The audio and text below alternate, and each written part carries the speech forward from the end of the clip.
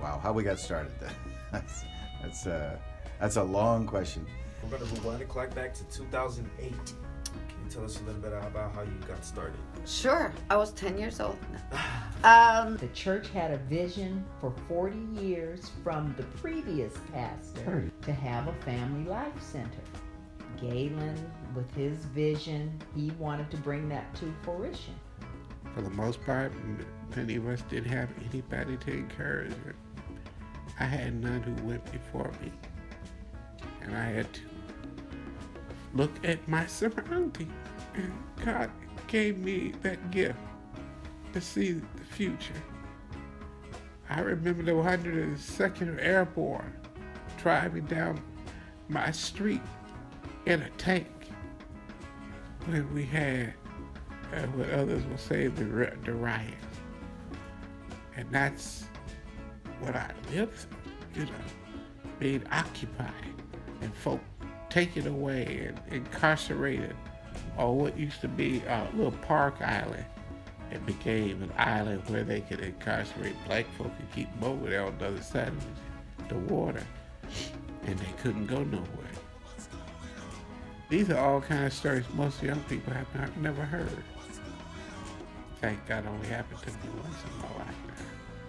But with all of those things and out of my background, made me motivated to say, this can't be the next and last step. We started the Family Life Center with the vision of having a first-rate, first-class mentoring program.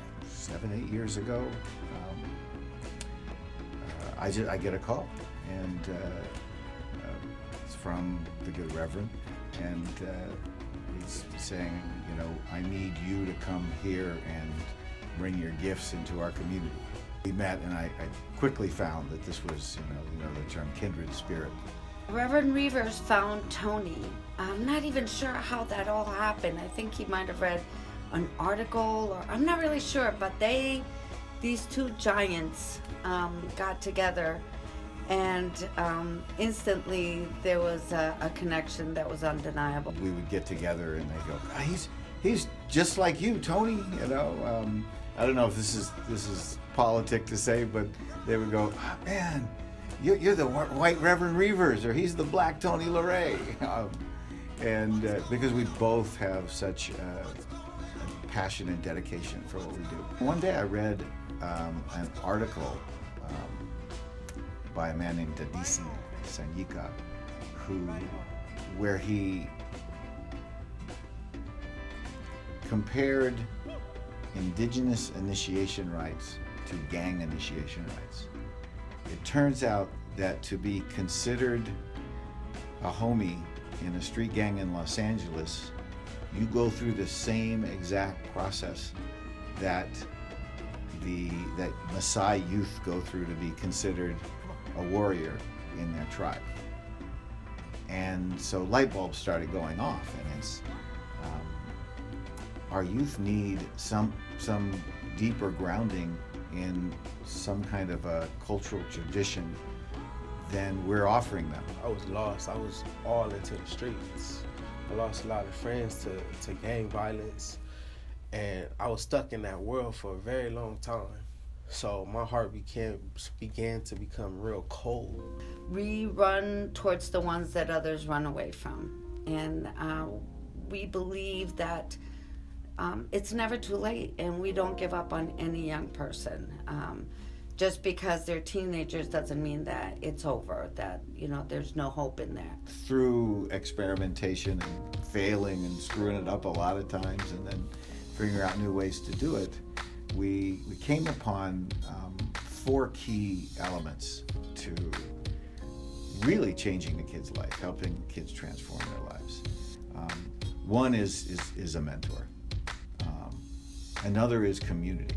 We would come together as a community, matching mentors on a one-on-one relationship with the young people. They need a community that knows them, that sees them. You know when somebody cares, and you know when somebody doesn't. You wouldn't give your time to nobody. You wouldn't want to be around. You can tell a vibe. Signs tell on each other.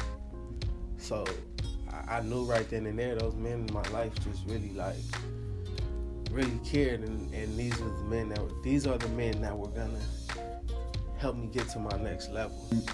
The actual process of initiation turns out to be very key. So we actually now do an initiation retreat where we're jumping them in, to our crew. And then the final piece of this is what I was speaking about earlier, the gift-centered approach, which is instead of looking at behaviors and lecturing them about behaviors, and it's important that youth hear consequences and they know what's going to happen to their life if they stay on the track they're on and so on. But I guarantee you every one of these kids is getting that. Don't try to fix them.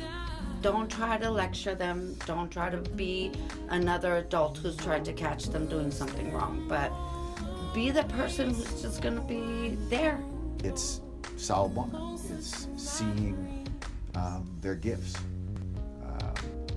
And then what goes along with that is you can't be afraid to address the wounds. Otherwise, the gifts continue to get blocked.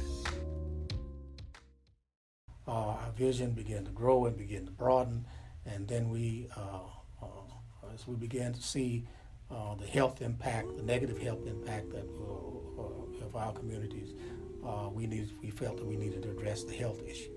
And so that's how our Healthy Initiative project emerged. Fit for Life consists of healthy eating, nutrition, education class. We have a nutritionist that comes in and actually cooks healthy meals with the community members. They actually participate in preparing the food, and then they get a chance to eat it. And then we have a yoga instructor that comes in, and we do chair yoga. And then we have a Latin dance instructor that comes in and does the exercise program. But with all these things, it allows us to really teach the community how to be advocates for themselves, how to make healthy lifestyle changes for themselves, their families, and their communities.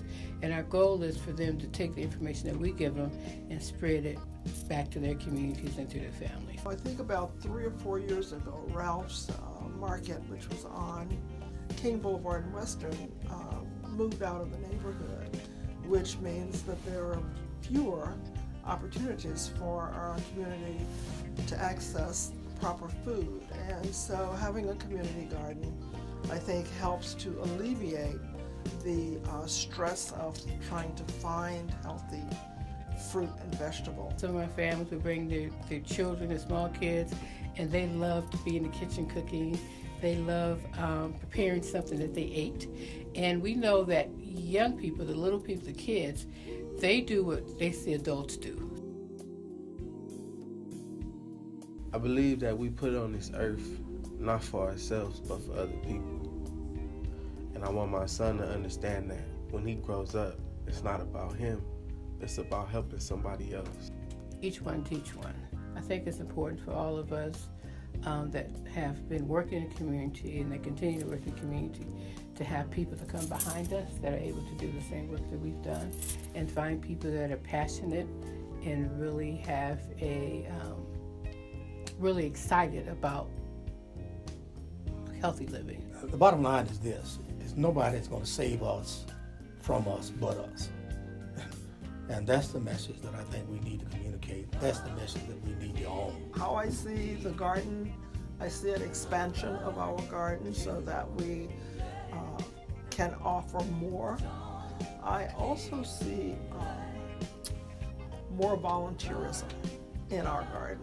I would love to see more community members actually coming to the garden and planting their own produce, taking advantage of that opportunity. Stay strong and committed.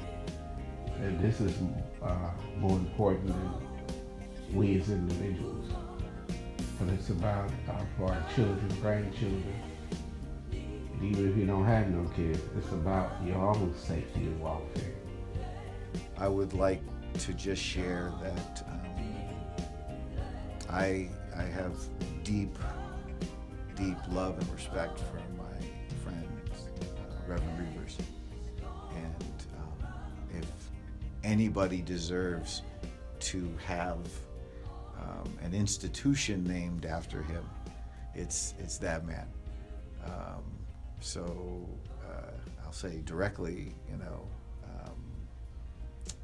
Reverend Reevers, I see you, Salmona. How deep are you willing to commit to whatever it is you're going to do? Because there's no promise of anything at the end of your dream other than your fulfillment of it if you're so blessed to do that.